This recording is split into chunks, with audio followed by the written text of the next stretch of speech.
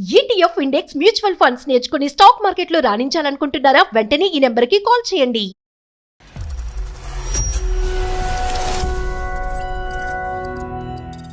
కొడుకు చనిపోయాక కోడలు మారిపోయిందండి. నాకు అసలు బ్రతకాలని కూడా అనిపించట్లేదు. అయ్యో సత్యనారాయణ గారు, చాలా మీ ఇంట్లో జరిగినటువంటి అనర్థాలు. అమ్మగారు చనిపోయి 2 నెలలు అయింది. ఒక విధమైనటువంటి అనొచ్చో అనకూడదు లేదు కానీ ఒక రాజకీయ పోరాటం మొదలైంది మీ ఇంట్లో. ఏం జరుగుతుంది అసలు, మీరు ఏం చెప్పాలనుకుంటున్నారు? అదే డాడీకి అనాథాశ్రమంలో వేసేద్దామని చూస్తుంది అనమాట వదిన. టైం ఉందా? ఎమర్జెన్సీకి వేసేస్తుందా? నాన్న మంచిగా ఉన్నారా?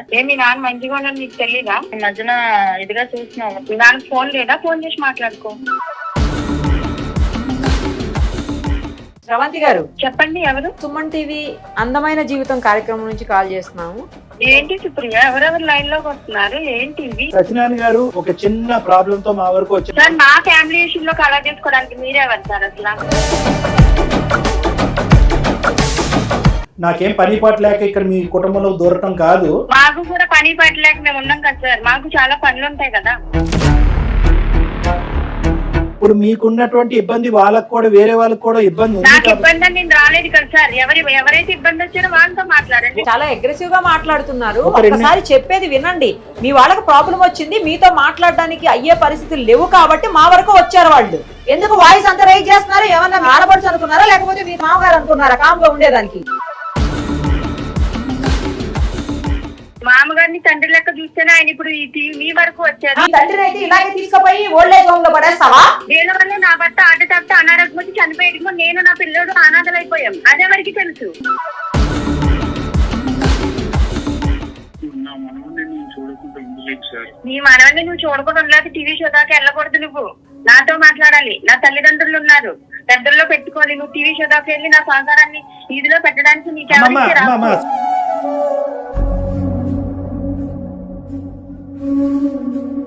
అంత కఠినంగా, కర్కోటకంగా, అంత ఇదిగా మాట్లాడవలసినటువంటి అవసరం లేదు కదా. నీ అభద్రత నీకుంది. ఒక 2 నిమిషాలు వినమ్మా. ఇలా కూర్చొని మీరు ఎన్నైనా చెప్తారు. సరే నేను మేడం.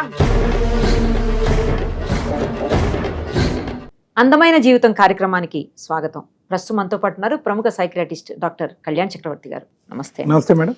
డాక్టర్ గారు, ఈరోజు ఒక ట్రయాంగిల్ ఫ్యామిలీ స్టోరీ. ఫ్యామిలీలోనే ముగ్గురు వ్యక్తుల మధ్యన జరిగే.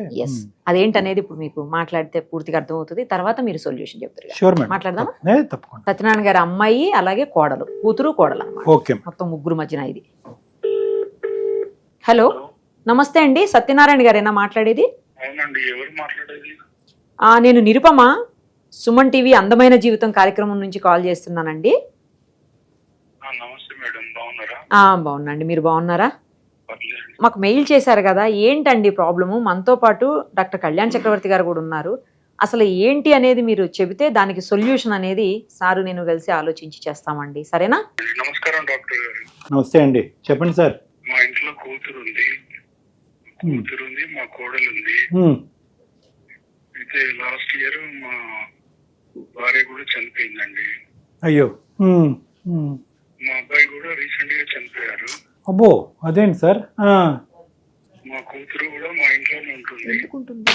ఆ. అల్లుడు గారు కూడా చనిపోయారండి. అంటే మీ అమ్మాయికి పెళ్లి అవ్వలేదండి? పెళ్ళైంది, ఒక పాప ఉంది. ఆ. అల్లుడు గారు చనిపోయారు. సో తను కూడా మా ఇంట్లోనే ఉంటుంది. ఏమిటండి మీరు చెప్పేది? మీ భార్య లేదు, మీ అల్లుడు లేడు, మీ కొడుకు లేడు? అవునండి. ఇదేం దురదృష్టం అండి. నాకు ఒక మనోడు ఉన్నాడండి. ఎవరు? కూతురు ద్వారా మనోడా? మా అబ్బాయి కొడుకు. మీ అబ్బాయి కొడుకు. మా అబ్బాయిని నా మనోళ్ళని చూసుకొని సంతోషంగా ఉంటున్నాము. కానీ మీ అబ్బాయి పెద్ద, మీ అమ్మాయి పెద్ద అండి? మా అబ్బాయి పెద్ద. సో మీ అబ్బాయికి ఒక కొడుకు, తర్వాత మీ అమ్మాయికి ఒక పాప, అమ్మాయి. పాప ఉంది. So okay. తను అక్కడ వాళ్ళ అత్తగారి ఇంట్లో ఉండలేక నా దగ్గరనే ఉంటుంది. నేను రిటైర్డ్. నాకు వచ్చిన పెన్షన్ తోని నడుస్తుంది. కాకపోతే ఇప్పుడు మా అబ్బాయి పనిచేసేవాడు కూడా లేడు. కొంచెం ఇబ్బంది అవుతుంది. మా కొడుకు ఉన్నన్ని రోజులు బాగానే ఉన్నారు, అంతా కలిసి ఉన్నారు. మా కొడుకు కూడా జరిగిపోయేసరికి కొంచెం ఇబ్బంది అవుతుంది. మా కోడలకు ఇష్టం లేదు. ఏంటి ఆవిడకి ఏంటండి అంత ఇష్టత మీ కోడలికి? అంటే ఇప్పుడు కొంచెం ఇబ్బంది అవుతుంది కదా ఇంట్లో, ఉమ్, నన్ను ఎక్కడన్నా ఓల్డేజ్ హోమ్ లో జాయిన్ చేయించాలి. ఇక మా కోడలికి నా కూతురు ఇంట్లో ఉండడం కూడా ఇష్టం లేదండి. ఓకే, మీరు వద్దు, ఆవిడ వద్దు, కూతురు కూడా వద్దు, రైట్. ఇల్లు సొంతం ఇల్లేనేమో సార్? మీ సొంత ఇల్లా సార్ ఇది? అవునండి. నా కూతురు ఏంటంటే నాకు నా భార్య కూడా లేదు కదా, నన్ను చూసుకుంటూ అంటుంది ఇక్కడే ఉండి. అన్ని కోడలు చూసుకోలేదు కదండి. ఉమ్, నా కూతురు అయితే నన్ను అర్థం చేసుకుంటూ ఇక్కడే ఉంటా అంటుంది. మరి మీ సొంత ఇల్లు కదా, మీ కోడలే బయటికి వెళ్ళి ఎక్కడన్నా ఉండొచ్చేమో మరి. అంటే మన ఇంటికి వచ్చిన ఆడబిడ్డనే తను, నా కొడుకు లేడు అంతే. ఉమ్. అతి మంచితనం. మనస్సు madam, at the end of the day ఇతనికి మనస్సు ఉంది, అందరినీ కలుపుకొని పోవాలి అని చెప్పి కూతురు ఎక్కడో ఉండలేకపోతున్న అత్తగారి ఇంట్లో అని తెచ్చిపెట్టుకున్నారు. ఇప్పుడు అతని బాధ 2-3 నెలల క్రితం సొంత భార్య చనిపోయింది అనేటటువంటి అర్థం పర్థం లేనటువంటి ఆ ఆలోచన కూడా ఆమెకు లేదనుకున్న కోడలకి. తను నన్ను ఇంట్లో నుంచి ఎక్కడికన్నా ఓల్డేజ్ హోమ్ లో జాయిన్ చేయాలని మాట్లాడుకుంటుంటే విన్నాను అంతే. మీరు విన్నారు? ఓకే, మీకు డైరెక్ట్ గా అయితే ఆవిడ చెప్పలేదు? చెప్పలేదు, కానీ తను వేరే వాళ్ళతో మాట్లాడుతుంటే విన్నాను. అది నాకు చాలా బాగా అవుతుంది. ఇలాగా మా మామగారిని ఇంట్లోంచి బయట పెడితే కనుక బాగుంటుంది అనే వివరణ ఎవరికి ఇస్తున్నారు ఆవిడ? ఫోన్ లో మాట్లాడుతున్నారు వాళ్ళ ఇంట్లో వాళ్ళ ఇంట్లో వాళ్ళతో. మీరు ఏమన్నా తర్వాత ఆవిడని అడిగారా? ఏంటమ్మా నేను ఇలా విన్నాను, ఏంటి నీ మనసులో ఏముంది అన్నది ఏమన్నా అడిగారా? లేదంటే అడిగితే బాగుండదు. కూతురు నాతోనే ఉండి నన్ను జాగ్రత్తగా చూసుకోవాలని నా కూతురు కోరిక. నాకు మనవరాలతో హ్యాపీగా ఉండాలని ఉంది. కానీ నా కోడలకు నా కూతురుకు పడట్లేదు. నా కోడలికి ఇష్టం లేదు నా కూతురు ఇంట్లో ఉండడం. కానీ మీ అమ్మాయికి ఏమన్నా వేరే సంబంధాలు లాంటివి ఏమన్నా చూడటం అలాంటిది ఏమన్నా ఒక ప్రయత్నం చేశారా? ఫస్ట్ చేసిన సంబంధమే ఇలా అయిపోయింది. పాప కూడా ఉంది, ఇంకొక ఆలోచన లేదు మళ్ళీ పెళ్లి చేసుకోను. అంతవరకు అర్థమైంది సత్యనారాయణ గారు. ఇంకొక పాయింట్ అడుగుతానండి, మీ కోడలి యొక్క మెయిన్ ముఖ్య ఉద్దేశం ఏంటి? అంటే మీరు ఎవరు ఉండకూడదు ఇంట్లో అనే దానికి ముఖ్య ఉద్దేశం ఏంటి? ఆర్థిక పరమైన సమస్యలా, లేదంటే ఈగో క్లాషెసా, లేదంటే మొత్తం అందరూ కూడా, అంటే మీ భార్య చనిపోయి మీరు భర్త చనిపోయి కూతురు ఒక సైడు, కోడలు ఒక సైడు, వీళ్ళందరూ ఒక స్థాయి డిప్రెషన్ లో ఉండటం వల్ల, ఆలోచన శైలి అనేటువంటిది మందగించడం వల్ల, తెలిసి తెలియక కొట్లాట్ల ఆర్థిక సమస్యల, ఇమోషనల్ ప్రాబ్లమ్సా? చనిపోయాక కోడలు మారిపోయిందండి సార్. నాకు ఆరోగ్యం సహకరించట్లేదు, ఆర్థికంగా ఆరోగ్యం బాగాలేదు సార్. అవునండి, నాకు అసలు బ్రతకాలని కూడా అనిపించట్లేదు. అయ్యో సత్యనారాయణ గారు, చాలా మీ ఇంట్లో జరిగినటువంటి అనర్థాలు, ఇంతకు మించినటువంటి అనర్థాలు ఏమీ లేదు. ఒకే ఇంట్లో అందరూ ఏం చెప్పాలని నాకు అర్థం కావట్లేదు. ఎవరు లేకుండా ఎలా బ్రతకాలి, ముగ్గురు కలిసి ఎలా బ్రతకాలి, ఎవరు ఎక్కడ బ్రతకాలి, ఇలాంటి 1,00,000 ప్రశ్నలు ఆల్రెడీ ముగ్గురు చనిపోవటం వల్ల ఏర్పడిన తర్వాత 4వ వ్యక్తిగా మీరు కూడా నేను బ్రతకాలని లేదని చెప్పి మీ వయస్సుని ఒక్కసారి గుర్తు చేసుకోండి, మీ అనుభవాలను ఒక్కసారి గుర్తు చేసుకోండి. మీరు ఎన్నో సాధక బాధకాలు ఎన్నో చూసారు. అఫ్ కోర్స్ కొడుకు అల్లుడు పోవటము, ఇంకో పక్క నుంచి భార్య పోగొట్టడం అనేటటువంటి మించినటువంటి సమస్య మనిషికి ఎవరికి రాదు. కానీ ఇన్ని సమస్యల్ని ఎదురీదినటువంటి మీరు ఈరోజు ఎంత ఈ విధంగా మీ కోడలు మాట్లాడినా కూడా మీరు ఒక పెద్ద దిక్కుగా నిలబడాలి. ఎందుకంటే కనుక ఇక్కడ ఎఫెక్ట్ అయ్యేటటువంటిది కేవలం మీ కోడలు, మీరు, తర్వాత మీ కూతురు కాదు. ఆ పసి ప్రాణాలు ఏవైతే ఉన్నాయో, ఎవరైతే కనుక మీరు ఎలాగైతే కనుక తండ్రి రూపాన్ని మీ మనవడిలో చూసుకుంటున్నాడో, బహుశా మీ మనవడు కూడా మిమ్మల్ని తండ్రి రూపాన్ని మిమ్మల్ని చూస్తున్నాడేమో. అదేవిధంగా ఆ బిడ్డ కూడా, ఎవరు మీ కూతురు బిడ్డ కూడా మిమ్మల్ని తండ్రి రూపాన్ని చూస్తుందేమో. సో ఆ పసి ప్రాణాల గురించి అయినా కూడా కొద్దిగా మీరు ధైర్యాన్ని తెంచుకుని ఈ సమస్యకి మేము పరిష్కారం చూపెడతాం, నేను నిరుపమా మేడం, కొద్దిగా ఓదార్చుకుని మాకు సహకరిస్తే కనుక మీ కూతురుతో ఒకసారి మాట్లాడదాం. ఫస్ట్ మీ కూతురుతో మాట్లాడదాం, అవసరం ఉంటే కనుక కోడలతో కూడా మనం ఫోన్ కలపడానికి ప్రయత్నం చేద్దాం. కలపండి, మీ అమ్మాయికి ఫోన్ కలపండి సత్యనారాయణ గారు. ఓకే సార్, కలుపుతున్నాను. అమ్మాయి పేరేంటండి? మీ కూతురు పేరు? సుప్రియ అండి, మా కూతురు పేరు. మీ అమ్మాయి పేరు సుప్రియ. సంతోషం, కలపండి. The person you are speaking with has put your call on hold. కలిసిందండి. Supriya గారు, నేను నిరుపమ, సుమన్ టీవీ అందమైన జీవితం కార్యక్రమం నుంచి మాట్లాడుతున్నాం. మీ నాన్నగారు మాకు మెయిల్ చేశారు. చెప్పండి. ఇంట్లో ఆయన ఫేస్ చేస్తున్నటువంటి ప్రాబ్లమ్స్ మీద మాతో మాట్లాడడం కోసం ఆయన మెయిల్ చేశారమ్మా. మనతో పాటు డాక్టర్ కళ్యాణ్ చక్రవర్తి గారు కూడా ఉన్నారు. ఒకసారి సార్తో మాట్లాడండి అమ్మా. అమ్మ సుప్రియ, నమస్తే అమ్మా. నమస్తే సార్. పూర్తి స్థాయి కాండోలెన్స్ అమ్మా. మాకు అంటే ఇంట్లో జరిగినటువంటి సంఘటనలు ఒకదాని తర్వాత ఒకటి చాలా బాధాకరం. అంటే మేము చాలా సందర్భాల్లో ఇలాంటి కేసెస్ చేసాం, కానీ ఎక్కడో చనిపోవటం, ఏదో జరగటం అనేది చాలా సందర్భాల్లో చూసాం. కానీ ఒకదాని వెంట ఒక క్యూలో ఒకే ఫ్యామిలీలో ఉండేటటువంటి చిన్న వయసు ఉండేటటువంటి ఇద్దరు అబ్బాయిలు, మీ బ్రదర్ అవనియండి, మీ వారు అవనియండి, లేదంటే పెద్ద వయసు ఉన్నటువంటి మీ అమ్మగారు అవనియండి, ఆవిడ కూడా ఎంత పెద్ద వయసు ఉంటుందిలేండి, అందరూ ఒకరి తర్వాత ఒకరు చనిపోవటం అనేది చాలా బాధాకరం. అయితే ఇటువంటి పరిస్థితుల్లో సహజంగా మనం అందరం ఎక్స్పెక్ట్ చేసేది ఏంటంటే ఫ్యామిలీ మెంబర్స్ అందరూ కూడా ఒకే ఐకమత్యంతో ఉండాలని అంటాం. అమ్మగారు చనిపోయి 2 నెలలు అయింది. ఒక విధమైనటువంటి అనొచ్చో అనకూడదు లేదు కానీ ఒక రాజకీయ పోరాటం మొదలైంది మీ ఇంట్లో. ఏం జరుగుతుంది, అసలు మీరేం చెప్పాలనుకుంటున్నారు? అదే సార్, ఎవరి గోల్ తగిలిందో తెలియదు, మా బతుకులన్నీ ఇలా అయిపోయాయి.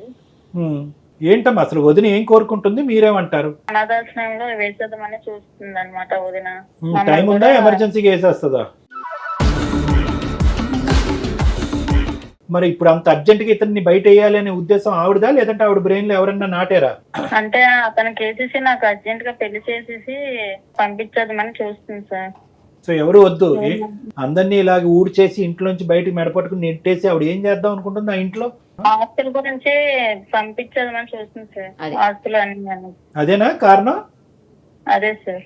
మీ అన్నయ్య ఉండగా మీ వదిన ఎప్పుడైనా కానీ మీతో కానీ నాన్నగారితో కానీ ఇంకో విధంగా ప్రవర్తించిందా? అప్పుడు అన్యోన్యంగా మీ ఇద్దరు హ్యాపీగానే ఉండేవారా? బానే ఉండేవాళ్ళం సార్. అప్పుడు బానే. సో ఇదంతా బ్రదర్ చనిపోవటం, బ్రదర్ తర్వాత అమ్మ చనిపోవటం, తర్వాత ఈవిడికి ఏదో ఒక స్వార్థం అనేటటువంటి పురుగు బ్రెయిన్ లో కూర్చోవటం, ఆశ, కోరిక, ఇంకేమంటే అవి. దానివల్ల ఏంటంటే నిన్ను ఒక డైరెక్షన్ లో, మీ నాన్నగారిని ఒక డైరెక్షన్ లో పంపిద్దామని డిసైడ్ అయింది, అంతేనా? అవును సార్. సో ఇప్పుడు మీరేమంటారమ్మా, మీరేం చెప్పాలనుకుంటున్నారు? దాన్ని బట్టి మీ వదిన గారితో ఒకసారి ఫోన్లో మాట్లాడదాం, ఆవిడ ఉద్దేశం ఏంటో తెలుస్తుంది. మీరేం చెప్పాలనుకుంటున్నారు?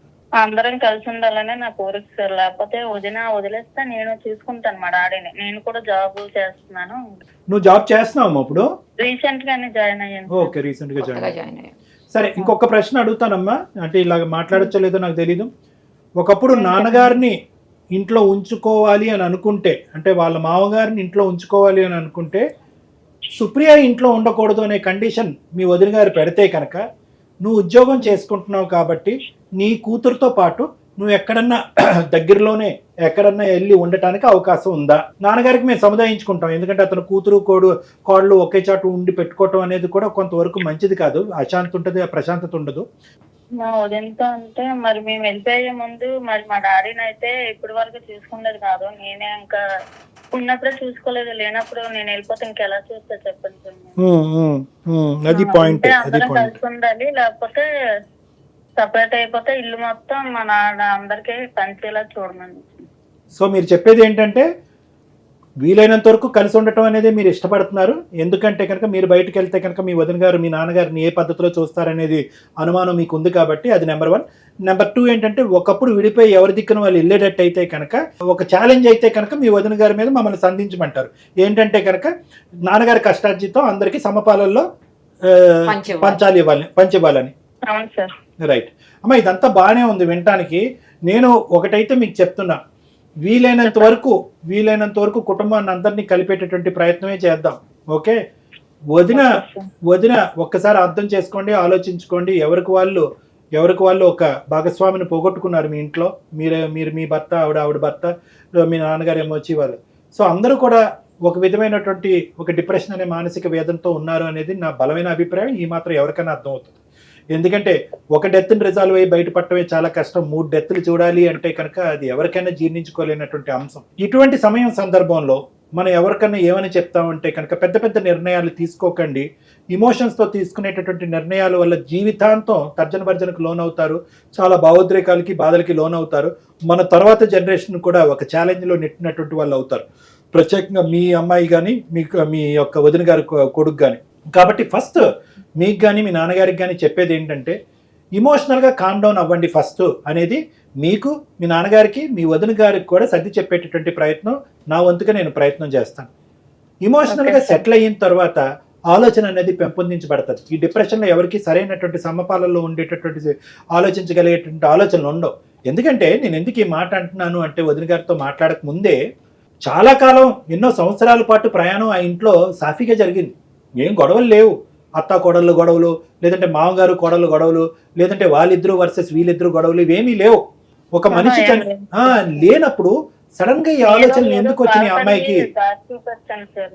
సరేనమ్మా, ఒక పని చేద్దాము, మీ వదిన గారికి ఒకసారి ఫోన్ కలపండి అమ్మా, మన ముగ్గురం కలిపి మాట్లాడుకుందాం, మనందరం కలిపి. Okay sir. రైట్, మీ వదిన గారి పేరు? 70. రైట్, కలపండి అమ్మా. The person you are speaking with has put your call on hold. Hello వదినా, చెప్పు. నాన్న మంచిగా ఉన్నారా? మీ నాన్న మంచిగా ఉన్నాడు నీకు తెలీదా? ఏమో కదా, ఈ మధ్యన ఇదిగా చూస్తున్నావు కదా అందరు. నేను నువ్వు నా ఇంట్లోనే ఉంటా, మీ నాన్న దగ్గరే ఉంటా. మా నాన్న మంచిగా ఉన్నాడని నన్ను అడుగుతావేంటి? మన గురించి అడిగింది. మీ నాన్నకి ఫోన్ లేదా? ఫోన్ చేసి మాట్లాడుకో. నాకెందుకు ఫోన్ చేసిన? టోన్ మనకి వినిపించడం గురించి. స్రవంతి గారు చెప్పండి, ఎవరు? నేను నిరుపమ, సుమన్ టీవీ అందమైన జీవితం కార్యక్రమం నుంచి కాల్ చేస్తున్నాము. నేను అలాగే మనతో పాటు డాక్టర్ కళ్యాణ్ చక్రవర్తి సార్ కూడా ఉన్నారు.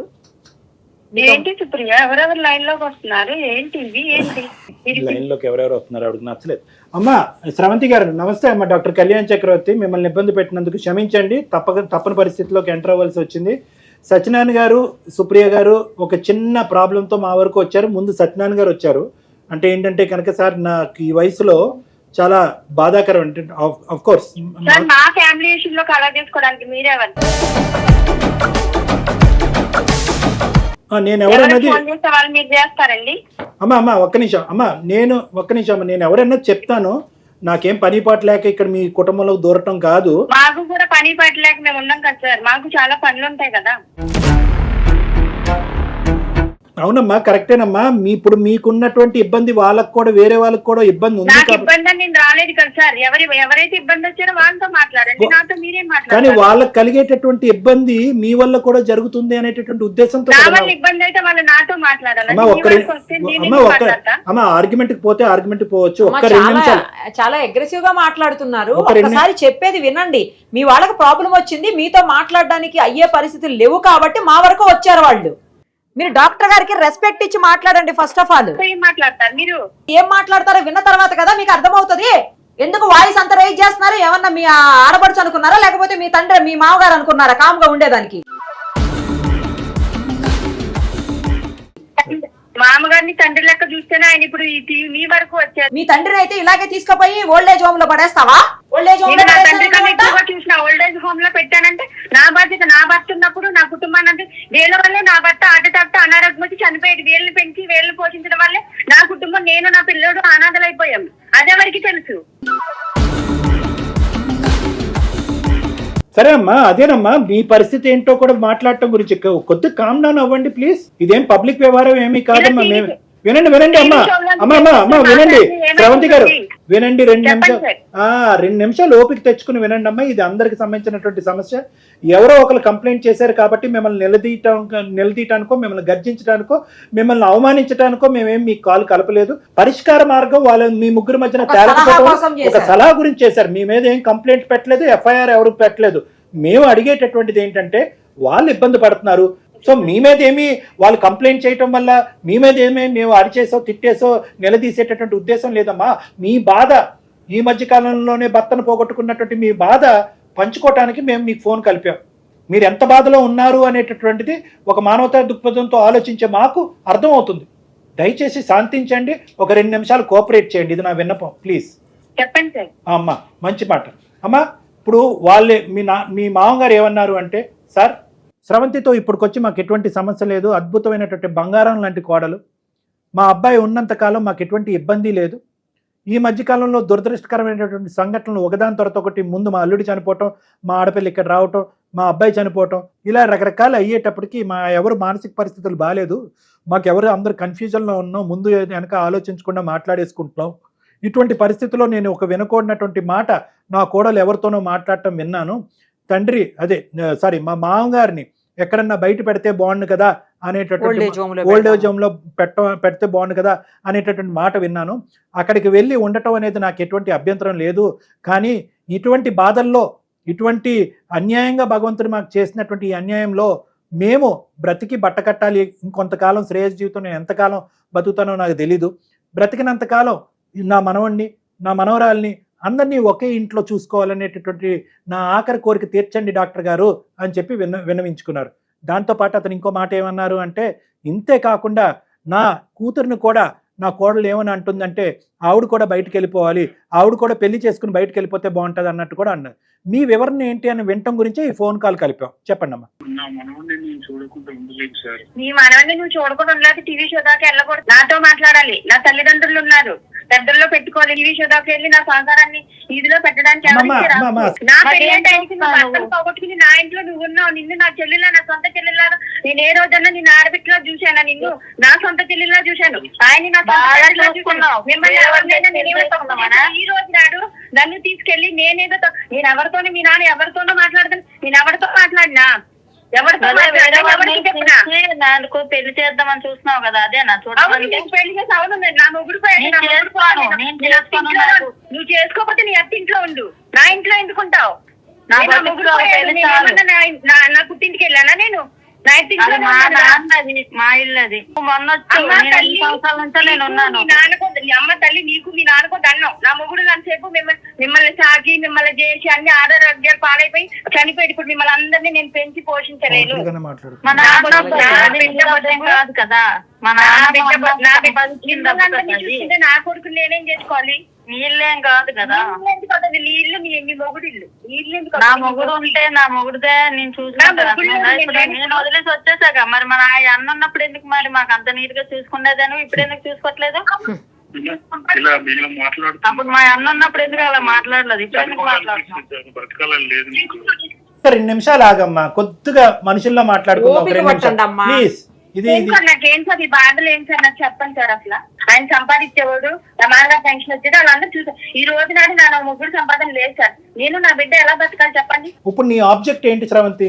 అంత కఠినంగా కర్కోటకంగా అంత ఇదిగా మాట్లాడవలసినటువంటి అవసరం లేదు కదా. నీ అభద్రత నీకుంది. ఒక 2 నిమిషాలు వినమ్మా. నీ బాధ ఏంటి, నీ భయం ఏంటి అనేది 2 నాకు అర్థమైంది.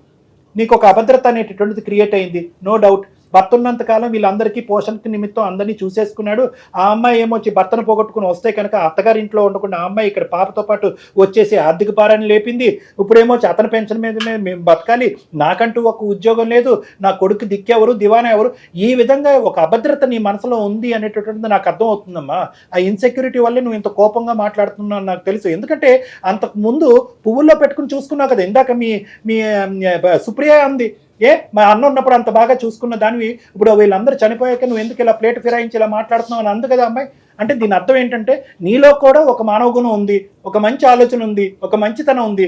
ఎటొచ్చి భర్త చనిపోయినటువంటి బాధలో అవనివ్వండి, లేదంటే ఆర్థికపరమైనటువంటి అభద్రత వల్ల అవనివ్వండి, ఫ్యూచర్ ఏమవుతుంది అనేటటువంటి ఒక కన్ఫ్యూజన్లో అవనివ్వండి, మీరు ఇలా మాట్లాడుతున్నారని నాకు అర్థం అవుతుంది. అందుగురించే మీరు ఇందాక అంత గట్టిగా నా వైపు మాట్లాడినా కూడా నేను శాంతియుతంగా మాట్లాడాను. ఎందుకంటే కనుక భర్తను పోగొట్టుకునే బాధలో మీరు ఉన్నారు కాబట్టి. సో ఆ విధంగా మీరంటే నాకు ఒక బాధ వస్తుంది. ఇంకో విధంగా కోపం ఎందుకు వస్తుంది అంటే కనుక ఇక్కడ మీరు భర్తను పోగొట్టుకుంటే అతను కొడుకును పోగొట్టుకున్నాడు, ఆ అమ్మాయి ఒక అన్నయ్యను పోగొట్టుకుంది. మరి ఆ యాంగిల్ కూడా మనం ఆలోచించాలి కదమ్మా శ్రవంతి. ఆ పెద్ద ఆయనకి ఇంకా భార్య, కొడుకు, అందరికీ మేడం, అందరికీ మేడం. అంటే ఈమె కంటే ఇంకెక్కువ కదా సార్ అదే అందరికీ ఏ విధంగా ఇలా క్యాలిక్యులేటెడ్ పర్మిటేషన్స్ అండ్ కాంబినేషన్స్ పోతే కనుక నీకు ఒక బాధ, వాళ్ళకి 2 బాధలు, అతనికి 3 బాధలు, అందరికీ కలిపి 4 బాధలు, ఇలా అందరికీ బాధలు ఉన్నాయి. అందరూ బాధలోనే ఉన్నారు. అయితే వాళ్ళ తల్లిదండ్రులు చూసుకుంటారు సార్. నాకు ఎవరున్నారు? మా తండ్రి తప్ప ఇంకా నాకు ఎవరున్నారు చెప్పండి సార్. మా తల్లిదండ్రులు చూసుకుంటే నేనేం నా తల్లిదండ్రుల మీద పడి నేను చెందుతున్నా. నీ మొగుడింటికి వెళ్ళి నేను నిన్నేమనట్లా. నువ్వు చుట్టూ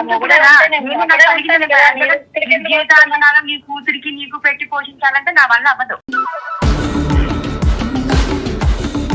అమ్మమ్మ శ్రవంతి, మళ్ళీ ఆ పాయింట్కి వెళ్ళకమ్మా దయచేసి. నువ్వు కొద్దిగా మానవత్వం మాట్లాడు, నెమ్మదిగా మాట్లాడు, మర్యాదపూర్వకంగా మాట్లాడు. అందరూ మానసిక వేదనలోని బాధలోనే ఉన్నారు. ఒక్కసారి ఆలోచించండి సార్. మీరు నా బాధ కూడా వినండి సార్.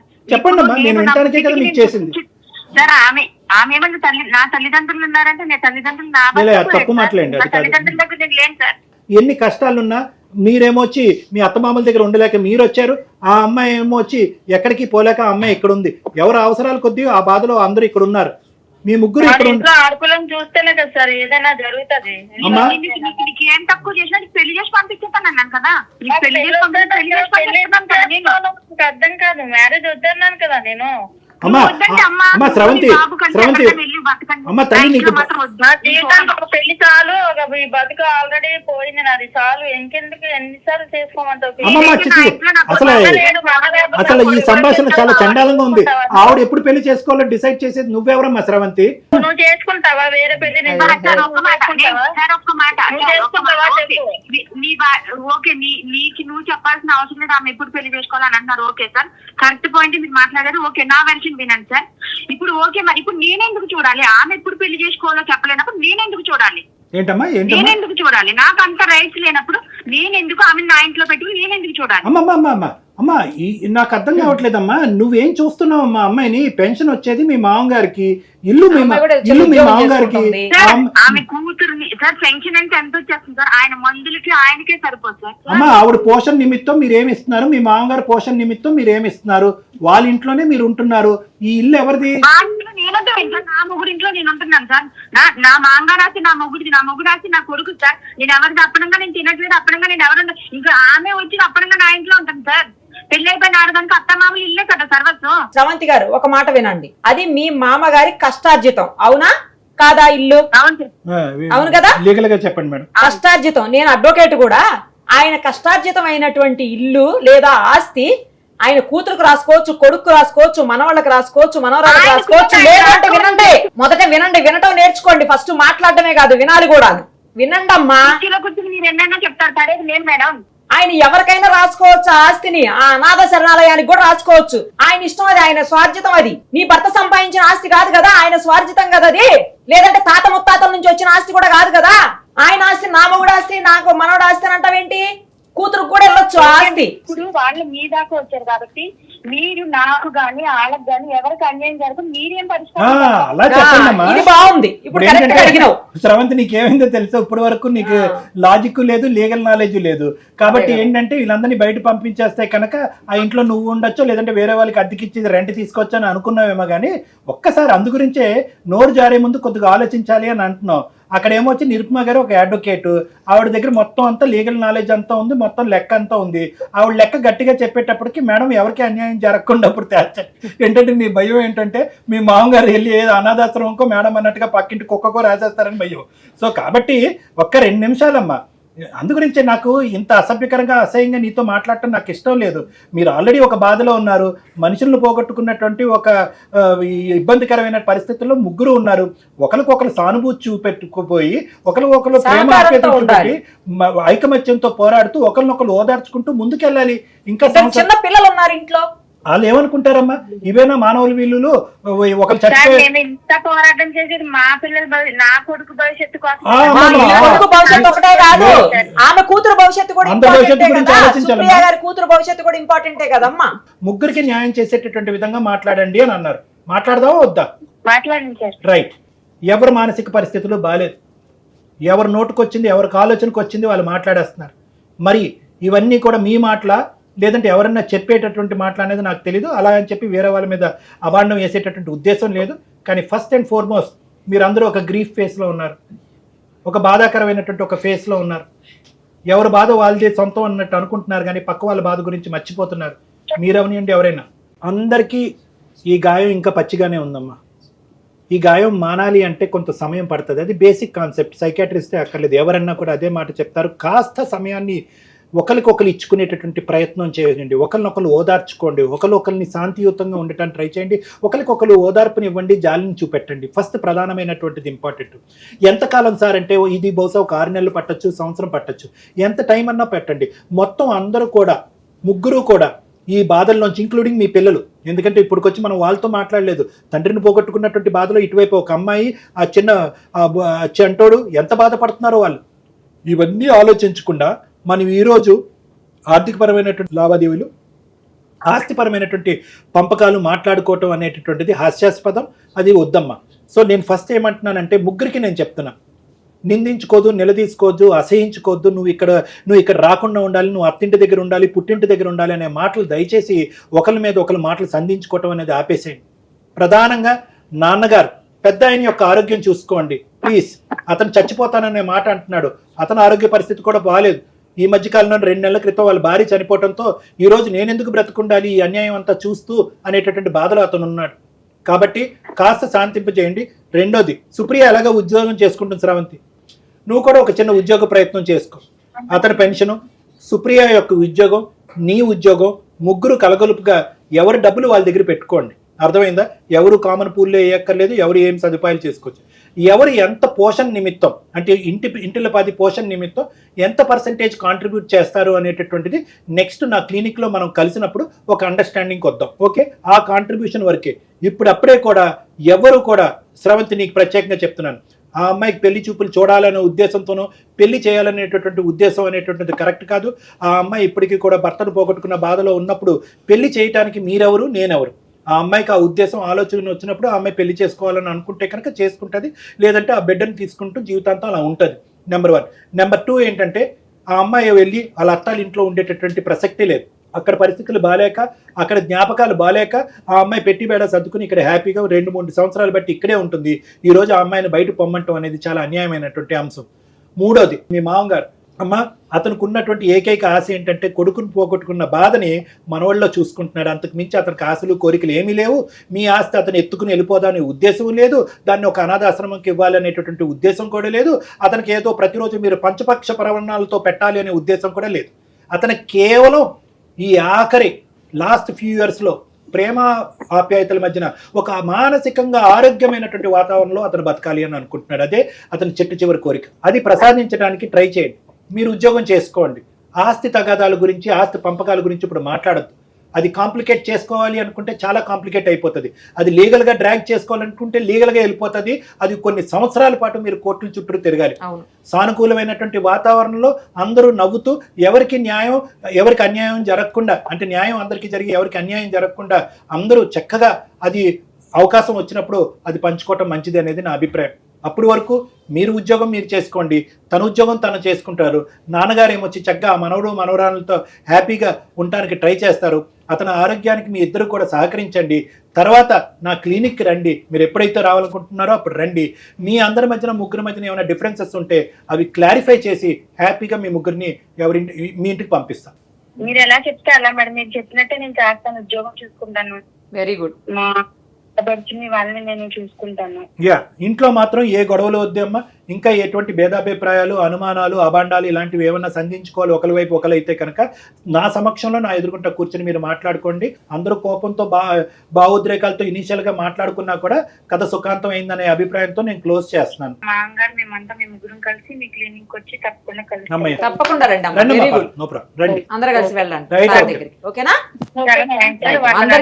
అందరికి థ్యాంక్స్ అమ్మా. రైట్ అండి. Thank you sir. మంచి హ్యాపీ ఎండింగ్ సార్. అసలు అమ్మాయి ఏంటి సార్ అంత అగ్రెసివ్ గా అయిపోయింది. నాకు అసలు ఒక్క అంటే నిమిషం అమ్మాయి ఏంటంటే మేడం, వాళ్ళు ఏదో కంప్లైంట్ చేసేసారు, మనం ఆ అమ్మాయి మీద ఏదో యాక్షన్ తీసుకునేటటువంటి మార్గంలోకి వచ్చామని అనుకుని ముందుగానే బయాస్ అయిపోయి ముందుగానే అటాకింగ్ మోడ్ లోకి వెళ్ళిపోయింది అమ్మాయి. ఎప్పుడైతే రియలైజ్ అయ్యి అమ్మో ఆస్తి ఇంకో చిక్కుముడిలో పడుతుంది, ఇది కరెక్ట్ మార్గం కాదు అని అనుకుంది, రియలైజేషన్ వచ్చి కిందకి దిగి అపాలజీ అడిగి ఫోన్లేండి సార్. కరెక్ట్ గా మంచి ఒక హ్యాపీ ఎండింగ్ తీసుకొచ్చారు. ఒకసారి వచ్చిన తర్వాత ఇంకా క్లియర్ చేయండి సార్. తప్పకుండా. Thank you sir. నమస్తే.